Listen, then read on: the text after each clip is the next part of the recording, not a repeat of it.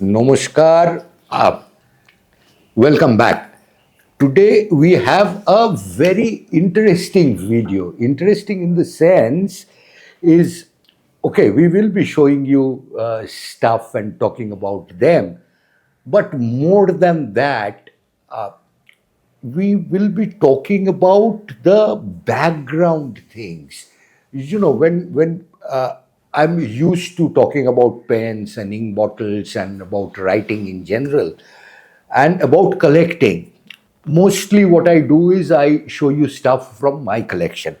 Now today it won't be any different in the sense that all these things are from my collection itself, but I will be doing another thing in that I will be going a step backward to show you or to talk to someone who is not only my guru in collecting and things like that, but also someone who has been a constant source of inspiration and someone who constantly provides me with things that I value, with things that I show around to you. And I will be asking him certain things about collecting and about how he identifies things that are worth collecting and how we spend hours at an end, him primarily scouring the world for antiques and vintage products that make any collector proud, and how we keep talking miles about these things, because these are hobbies to us. These are passions, reigning passions that are fathomless. Please welcome to the show Mr. Sudipta Chatterjee, who needs no introduction in the sense he has come here before to the video. He has enriched us with his knowledge. Someone who is a very noted ephemera collector. Now, those of you who are not aware about the term ephemera, it's about paper, it's about printed things from antiquity that we will ask him about ephemera, and he has certain things to show us today to back up one of the one particular piece from my collection that I will be highlighting today. Please welcome Mr. Sudipta Chatterjee to the show, and thank you, Sudipta, for your time and for being with us here today. Today, another thing is all the things that I'm going to show you today have been sometime or the other given to me by Sudipta himself. So he knows each one of them, and he's been kind enough to part with them and enrich my collection and my life with these things. The first thing that we will show you today is a Sulekha bottle, a Sulekha ink bottle. I will just like to thank Chom for inviting me for this episode. Although I am not an aficionado or evangelist like Chom, he's more a wordsmith than a fountain pen collector. I like fountain pens. I like to write with fountain pens. But not only he's an evangelist or aficionado or a wordsmith, he's a very good human being. I have found him. Although he's my friend, I have said in my earlier videos also, we were from the same school. Yes, John. So, like as I was saying, and thank you for all your kind words. This is a Sulekha bottle. It is, see, Sulekha closed sometime in the late 80s, Right. in the 80s. So this means this is at least 45 to 50 years old. Yes. So if it is 50 years old, it is already a vintage item, if not an antique, because normally what the thumb rule is If something is more than 25 years old, it's vintage. If it is more than 75 years old, it is antique. Please correct me if I am wrong. Absolutely, absolutely. Now, this is the bottle. The interesting thing about this bottle is that it still has ink in it. It still has ink. This bottle is sealed. It has not been opened. So there's residual ink in this bottle, and uh, the rest of the ink has evaporated. Now, this still has the seal with the silver mark around it. So this is, and the label is also intact. Normally we get bottles like these. When we find old bottles, old ink bottles, these bottles are like these have been cleaned out, without the labels are missing, mostly the caps get missing. But this is the bottle that Sudipta has uh, collected from somewhere, and he is kind enough to give to me. This is the bottle. This is a very rare find, and considering the fact that Sulekha, a factory was burnt and it was closed down for close to 30 years, so there's not much that is available. And so finding such a bottle is really a great find. How do you put it, Sudipta? Let me tell you how I got this bottle. Um, Say around 30 40 years, I got a book called Life Among Antiques by eminent collector from UK. His name was Arthur Negus. So Arthur Negus said, you get interesting objects in very strange places. Um Recently, in the middle of January every year, a village fair takes place in South 24 Pargana district, I think so, in Joynagar. That is absolutely a village fair. Yeah, peddlers, they collect all these kind of stuff from the city like Calcutta, and they accumulate and they sell in the village fair. So this January itself, I had been there and looking for vintage items. So suddenly I found in a stall, it's a village type of place. This bottle was there. So it was very interesting, as we have rightly said. It is a complete set. The label is there, the residual ink is there, the seal is there, including the cap. So this object I got from a village fair. A village fair. This is the same kind of bottle, but unfortunately there is no label. It was very dirty. I have cleaned this without the cap and the label. So these are same bottles. This is a intact bottle with the residual ink. The major part has evaporated. But we can go back to that era, so that we can what should we say, we can see that how it looked like in those days. Say around this bottle must be of 1970 or yes, 60 or 70s. So we can get an idea how Sulekha ink bottle looked like in those days. Thank you. So I was referring to this bottle as a vintage product. So from what you are saying, this might as well be an antique, No, yeah, because if it is from the 70s, yes, so 30 years there and 25 years here. yeah, 55 years. Okay, okay, 55. okay. My mistake, my bad. So This is a vintage item. this is a vintage item, and a very rare one Yes, at yes, that. yes. And the second thing that we are going to show you is, Because see, nobody has bothered to preserve these kind of things. They have used ink. After using the ink, they have thrown away the bottles. So it is very difficult to get these type of. Nobody thought, say around 50 years back, that one day this will be a collectible.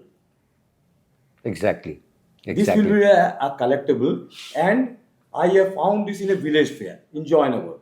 The exact location is Mothurapur Road, that is popularly known as Bhanga Mela.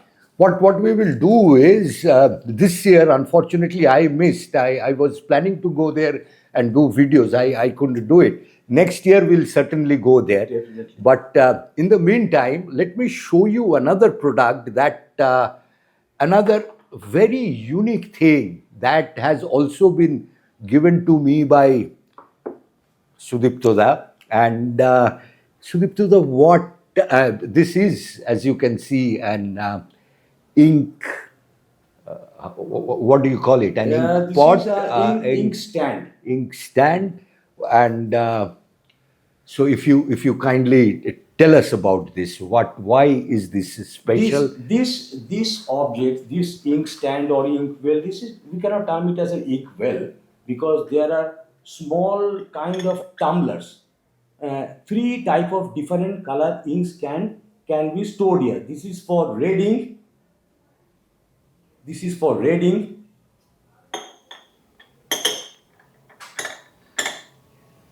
This is for black ink.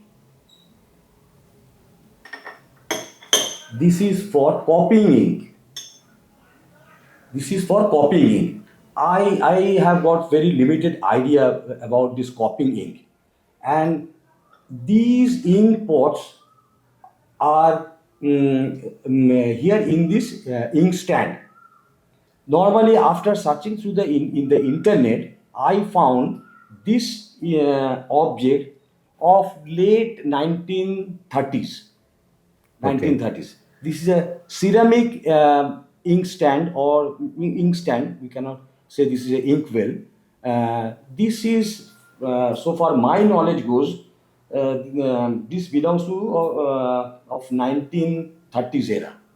Okay, and And, where? this complete set is very difficult to get. This complete set, this stand along with three tumblers, I got it from a dealer. No, because I've seen ink stands like that, but the tumblers were missing. And Missing. what are these? These holes are for, holding dip pens like this, Uh, or are maybe, or maybe, do you maybe, keep maybe, them here? maybe. Okay. Where would this have been made? Uh, these are English. These are English items. Okay, so Although they, let me see whether this is in marking or not. No, there is no marking. There is no marking. But normally these were produced in England. These are Okay. English ceramic. okay. So you are saying this is 1930s, 30s. which is about 70 years and 95 years. 95 years. 95, close Almost to 100 100, years. close to 100 years old. And this what is interesting is the way the ink stain is still there in this red tumbler. When I have collected this item, Uh-huh. this was not so clean. This was very dirty. Okay. So I had to clean it. Okay. I had to clean it because it was complete black. Dust has accumulated. These holes were very clogged with Okay. ink and all that. So there are some processes which I follow for cleaning this type of ceramics. That is a different aspect of it. There's one question here that I want to ask you, and many people, I'm sure you people would also be interested in knowing this. When you collect something, what do you do? Do you normally clean it up, or do you, keep it like that in order to keep it in its as original state as possible? Because I ask this principally because there are some pens or there are some inkwells where a patina develops over a period of time. So what is the normal thing to do? Is it is good to clean up the patina, or to keep it stay the way it is?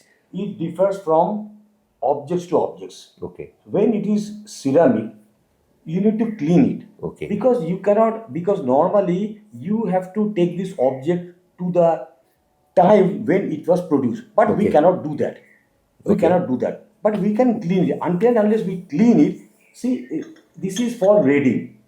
You cannot read this because it was completely dirty. Dirty. Dust has accumulated, ink was there. clogging was there. So until and unless you clean it, you won't look. It won't look nice. Okay. But there are some items which are not to be cleaned, like people who are collecting bronze items. If the patina which has accumulated over a period of time, there are some bronze figures, say 150 years, 200 years, 300 years. If you clean it with acid or caustic soda, whatever you do, you are erasing the history. When you remove the patina, you have erased the history. But in ceramic, when you clean it, you are not going to erase the history. You are cleaning that, you are removing the dirt. Now, similar question here about fountain pens. I mean, since this is primarily about fountain pens, when you find a fountain pen, an old pen, what do you do? What do you do in the sense, do you open it, clean up everything, and if it is not working, mostly, the filling systems, they tend to wear out over a period of time, or the nib and the feed system that needs to be, I mean, that tends to be choked with ink. What do you do? Do you clean it completely? Do you change the, if a tube needs to be changed, for example, do you change it, or do you keep it as it is? Normally, what I do, first of all, when I get a vintage pen or an antique pen, because antique pens are very difficult to get nowadays. Whenever you get a pen, a old pen, first of all, I try to check the nib, whether the nib is in working condition. When you feel the tip, You understand. you can You understand can whether the understand. nib is scratchy, whether Uh, nib is in perfect condition or not. So mainly I look for eyedropper pens okay. because that is very easy to clean. You can remove the cap, the barrel, the grip section. So and you dip the pen overnight in clear water. Please do not add any kind of chemicals, mainly alcohol. Some people use rubbing alcohol, isopropyl alcohol, that are going to damage the body of the pen, the plastic, the bakelite, the ebonite, that may get damaged. But you need to develop some skill. We can develop this kind of skill by viewing some videos. There are a lot of videos in YouTube. If anybody is interested, but first of all, if you are not skilled enough to clean a fountain pen, you will be destroying that object. So my feeling is also that, as a matter of fact, I won't even say that watch videos and do whatever video says, because not all videos are correct, or Yes, all yes, videos yes, yes. tell you what is the right thing.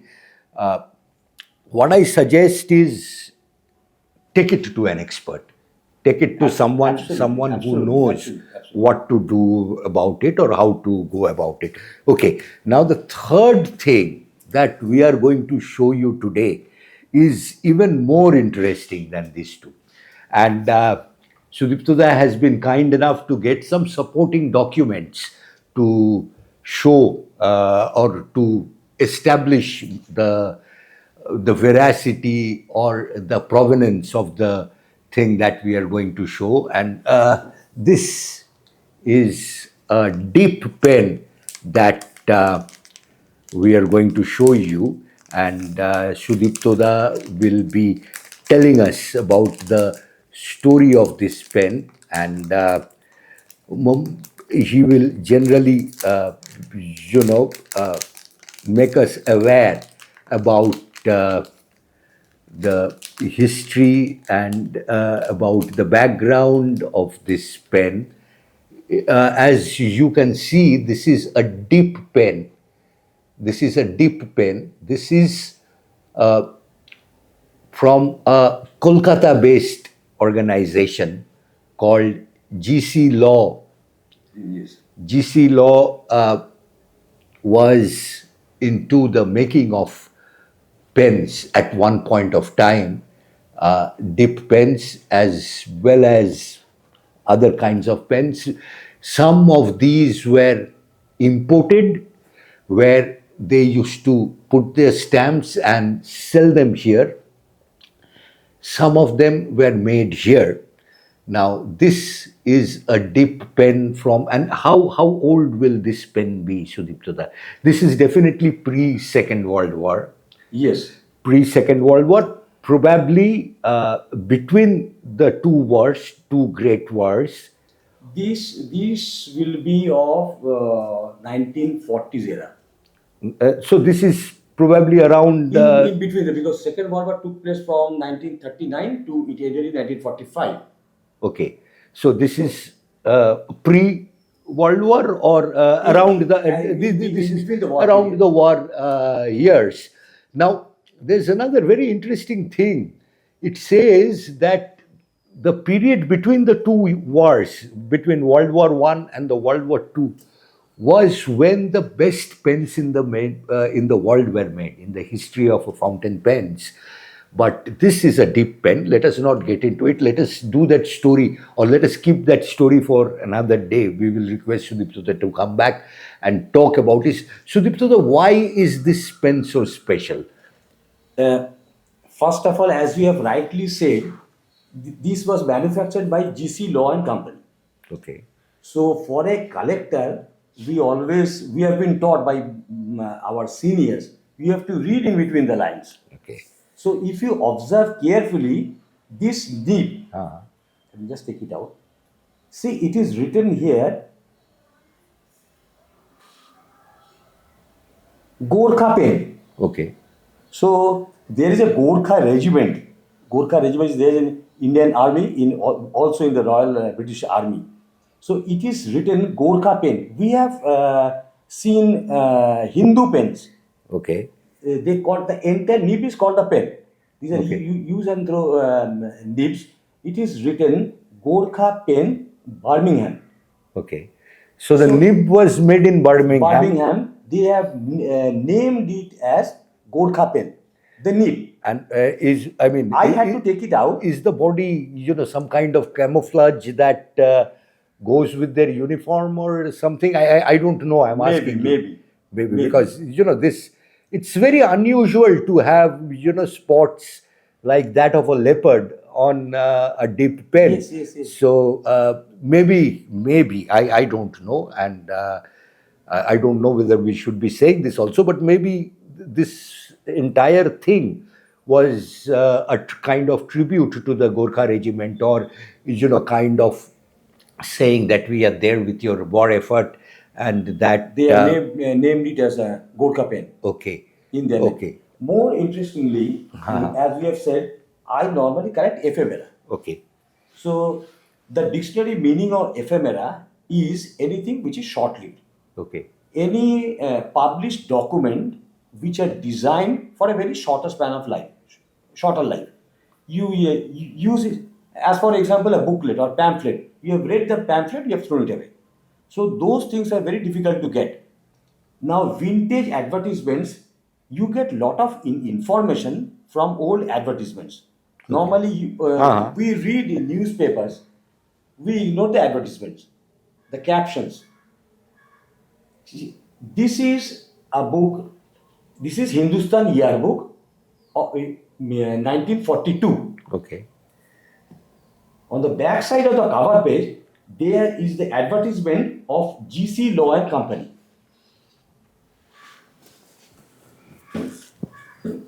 Uh-huh. Can you see it? Yes. They have written use Bharati products. Messrs. GC Law and Company, manufacturers of high-class fountain pens, pen holders, pencils, nibs, etc. in their well-equipped factory. So this dip pen has been advertised in this book Okay. in 1942. Uh-huh. So thereby we can make out. Oh my God. This is 1942 Hindustan Yearbook. This is awesome. This is beyond awesome. So we get a lot of information from these kind of old advertisements, old ephemera, Uh-huh. because this has got no meaning until and unless we study. Okay. Mere collection is similar to hoarding. Until and unless we study it, and put it in the right perspective, in the right background, in the right historical It becomes time more frame. interesting. Okay. It becomes more interesting. So this advertisement appeared in 1942. 1942 in Hindustan Yearbook. So this pen at least predates 1942. That is established. Yes. That is, or from around that time. So okay. So this is 60 plus. This is also 80, 85 years old. 60, 80, 85 years. 80, 85-year-old pen Yes. with a Gorka nib and a GC Law pen. Now, incidentally, there's one small thing I think I should say. This GC Law and GC Laha are different entities. Yes, he Can said that. you tell us something about it? No. So far, this aspect is concerned, my knowledge is limited. You know Okay. better than me. Okay, so GC Law and GC Laha are different entities. Let us keep it at that. So this pen is from GC Law, not GC Laha, the famous stationery and pens shop in Esplanade, which is also more than 100 years old. Yes. And which is run by a very good friend of ours who's also from our school, and his junior, Siddhartha. But they were also into pens. They used to import, even Pelican pens at one point of time. I am running after him for the last, say, at least 20 years, poking him, going there from time to time and requesting him to please find out one of these pens. But They have maintained that ambience also. they have maintained that ambience, but that's a separate entity. That's a story for another time. This is a GC Law pen with a Gorka nib and a deep pen, which is, on its way to become 100 years old, a centurion with, and this is the book that shows the pen's, provenance. And so what we will do is we will bid adieu here because Sudipta has got more things, and I think we should not be delaying things beyond this. We will come back with a second episode after this. In the meantime, thank you again for being with us for this episode. We are not letting you go anywhere because we will have another episode. Thank you.